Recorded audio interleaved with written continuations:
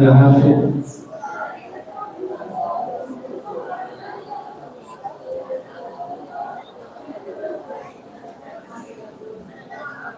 أعوذ بالله من الشيطان الرجيم بسم الله الرحمن الرحيم ما ننسخ من آية أو ننسها نأتي بغير فيها أو مثلها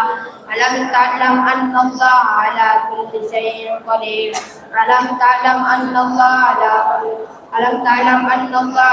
كل شيء قدير وما لكم من دون الله من ولي ولا نصير أم تريدون أن تسألوا رسولكم كما سئل موسى من قبل ومن يتبدل الكفر بالإيمان فقد ضل سواء السبيل بالإيمان فقد ضل سواء السبيل ود كثير من أهل الكتاب لو يردونكم من بعد إيمانكم كفارا حسدا من عند أنفسكم من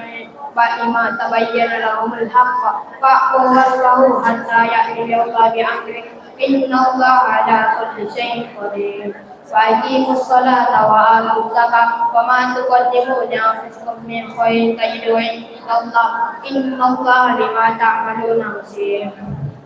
وقالوا لن يدخل الجنة إلا من كان هدى أو نصارى تلك أمانيهم قل هاتوا برهانكم إن كنتم صادقين بلى من أسلم وجهه لله وهو محسن فله أجر عند ربه ولا خوف عليهم ولا هم يحزنون صدق الله العظيم